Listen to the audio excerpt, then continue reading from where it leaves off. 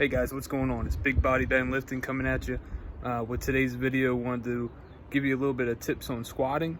Maybe you're having some issues with your depth or flexibility or anything and you need some tips. These are some tips that help me get to where I'm at with my squats, and hopefully they can help you. Also, make sure to look me up on Instagram at bigbodybenlifting and hit that subscribe button below before watching. Thanks. Okay, so the first thing you want to look at when you're squatting is your stance. What I recommend is having your feet slightly outside shoulder width apart. You can have your toes pointed forward, but I also recommend to have them slightly turned out. That way that when you squat, it helps your knees stay out. You do not want your toes pointed in or bowed out completely like in this video. Next thing we want to look at is the actual squat. When you squat, you want to make sure that you are bracing your core. So that means flexing your abs and your lower back. This will keep you stable on your way down.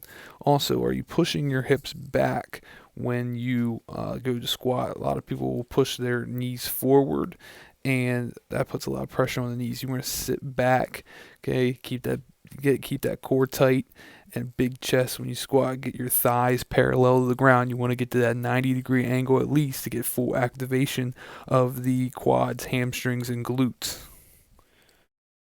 If you find yourself struggling to push your hips back and keep your weight on your heels, and you feel that your knees are going forward, try this technique here. Usually you want to find a power rack or some sturdy surface that can hold your body weight, and you want to get arm's length away and then actually feel like you're falling back into the squat and catch yourself with the structure, just like here, arm's length away, I'm falling back, weight on the heels, and then catching myself with the pole.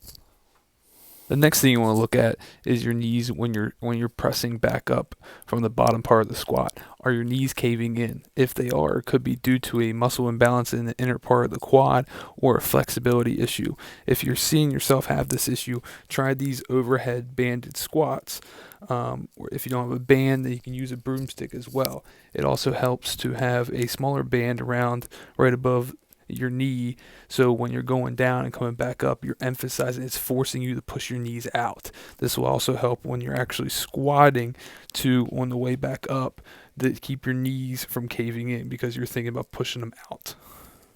Another thing that could help you with the muscle imbalance or the weakening of the inner part of the quad is what I call band TKE. So if you have a band, wrap it around a pole or a power rack and then put your leg through. And what you're going to do is, as you see here, you have a slight bend in the knee that you're working, or the quad that you're working, and then you want to flex that quad. So you want to flex that knee back. You want to hold it. I usually do it for a 3 count for 5 reps. 5 to 10 reps, just to strengthen that inner part of the quad there to help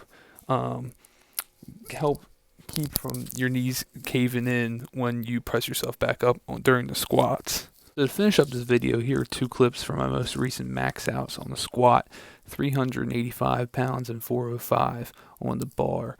Hopefully these tips and exercises can help you with your squat. Let me know what you think about this video, and if you'd be interested in seeing any other videos of tips that could help you with other lifts. Don't forget to hit the subscribe button and follow me on Instagram at bigbodybenlifting. Thanks.